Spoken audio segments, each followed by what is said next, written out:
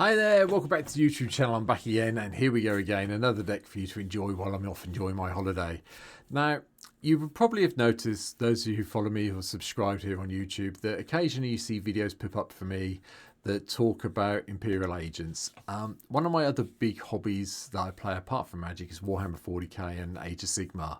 And over the last few months, well, year nearly coming up to as I record this video, I've been putting together my own Imperial Agents army. Now, for those of you who don't know anything about 40k, the Inquisition is a shadowy force for good, and I'm sure there's someone in the comment who'll absolutely destroy me for that, who basically look after the back of the galaxy. They've got the ability to go around and command any Imperial force they want to achieve their goal. And one of the biggest characters who's ever been written about by an author by the name of Dan Abnett is Inquisitor Eisenhorn, who I'm going to cover today.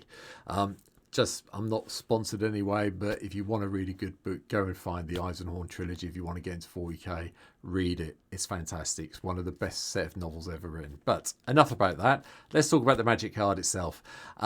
2 blue and black for a 2/3 human Inquisitor, and we may reveal the first card we draw each turn, and whenever we reveal instant or sorcery, we create Cherbil, a legendary 4/4 black demon creature token with flying.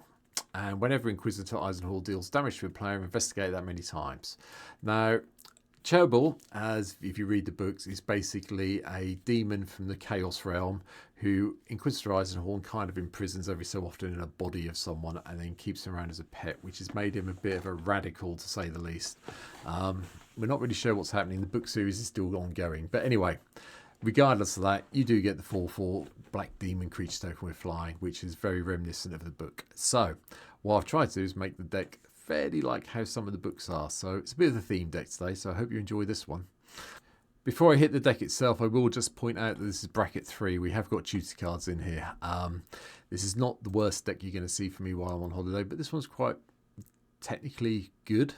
So, as you probably saw, we have all the Planeswalkers that have us a way of giving us artifacts. So we've got Tezzeret the Schemer to give everything -X/-X for the -2 for the artifacts we control, or create a Ethereum cell token, basically a treasure token to all intents and purposes. Tezzeret the Artifice Master gives us a Thopter and then some card draw. If we draw, if we've got 3 or more artifacts, we get to draw 2 cards for 0. -9 is quite good if you can get it off as well. At the beginning of your end step, search your library for a permanent card and put it onto the battlefield. That's quite nice once we get to, if we can get to the -9 and keep Tezzeret along that live. Tezzeret the Seeker is purely here to go and find us some of the artifacts, and if we get to untap 2, fantastic. And then Master of the Bridge, I just like the little rat version of this one, hence why I've left it alone.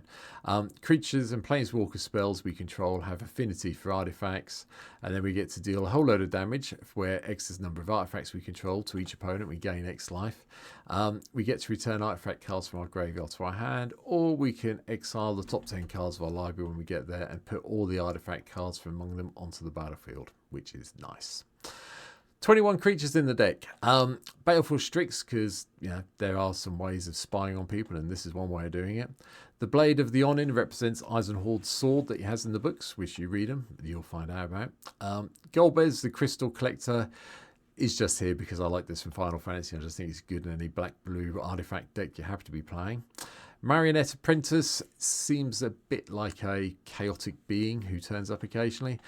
When we sacrifice another creature or artifact we control to put in the graveyard, each opponent loses 1.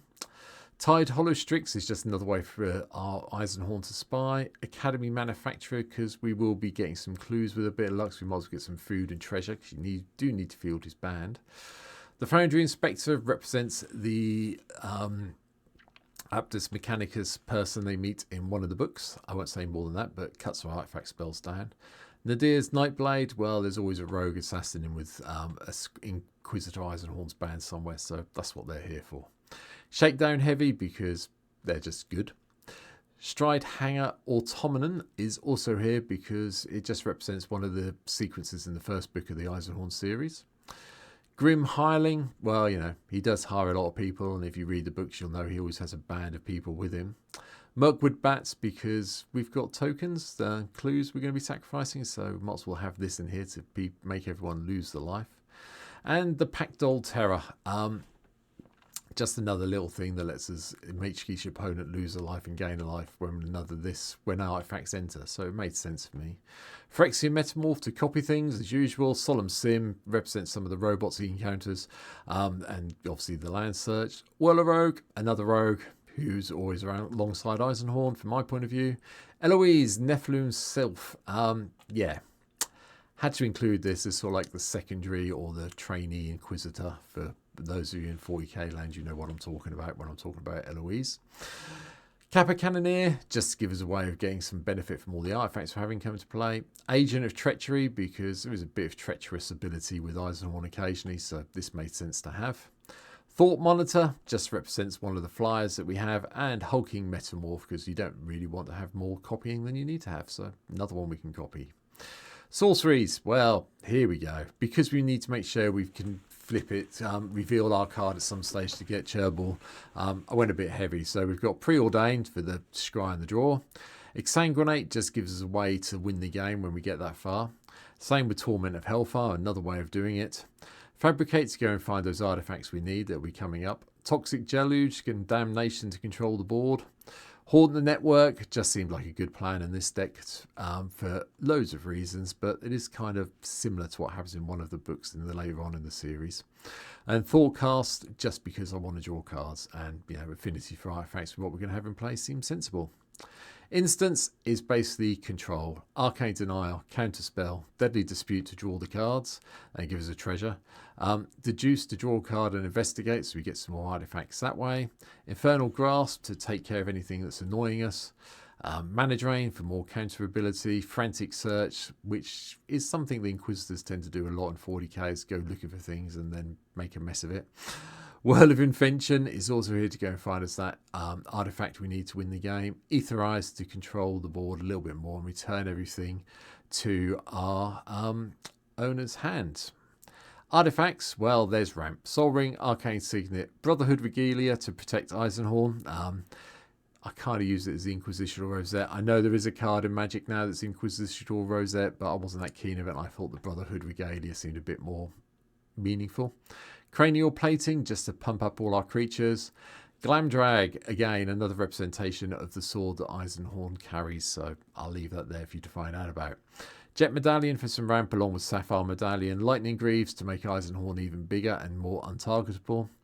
The Brotherhood of Vertebrae is basically representing Eisenhorn's ship that he flies around in all over the place. Nettle Sis, just because it just reminds me of one of the demons that he comes up against. And then Simulacrum Synthesizer. Now, this one's a bit weird. It probably doesn't really fit into 40k land at all, but I've been playing against this a couple of times now, and I've just literally realised how good this card is. And in Commander, with some of the things we're casting, it's amazing, especially when you think about the fact that everything on from here will generate us that lovely construct token when it hits play. World Walker Helm is also in to give us those map tokens that can help us out. And then, because we are talking about 40k, I had to include the Reaver Titan. When you read the third book in the Eisenhorn series, you'll understand why. Enchantments, well, Wizard class to keep our maximum hand size maximised. Agent of the Shadow Thieves, because I just like this one. And, he's a bit of an agent, so dancing around in the background, you'll know. Artificer class just cuts the cost of our first artifact spell down each turn. Prof's Eidetic Memory just stops us having to worry about discarding. And at the beginning of combat on our turn, if we've drawn more than one card, we get to put some X +1/+1 counts on the creatures, where X is the number of cards we've drawn. Agent of the Iron Throne, because we do need to benefit from getting rid of our creatures and artifacts. Black Market Connections represents the underworld side that Eisenhorn has to deal with occasionally to get what he needs. Efficient Construction gives some Thopters, and Thopter Spine Network just gives even more Thopters. And then it's just the lands. Nothing particularly fancy here, all blue and black. But we are playing Academy Ruins because we do need to put our artifacts back on top of our library at some stage. We have got Reliquary Tower in here, and we have got Temple of the False God as well, which is kind of on theme, really. There's a lot of false gods in 40k, and I'm sure someone will swear at me in the comments for saying that, but there are a lot of false gods. All praise the Emperor. And that's it. It's kind of my fanboy take on Eisenhorn. I do love the Inquisition. I just, wish they were more playable in 40k than they are at the moment, but I'm still going to love it. But that's my take on Eisenhorn. I may at some stage, I know Greyfax is out there as well. I may come back and look at Greyfax at some stage, but probably not over the next few weeks. But leave me comments down below what you think of my state of Inquisitor Eisenhorn's deck. Please moan at me about spoiling 40k lore for people and changing things around to fit the card. That's fine as well. I'm quite happy to take that criticism. But for now, thanks for watching. Hope you've hit the like and subscribe button and the share button, and leaving a comment to help me out with the YouTube algorithm. And yeah, I'll be back tomorrow with another one. So for now, have a good one. Take care. Bye bye.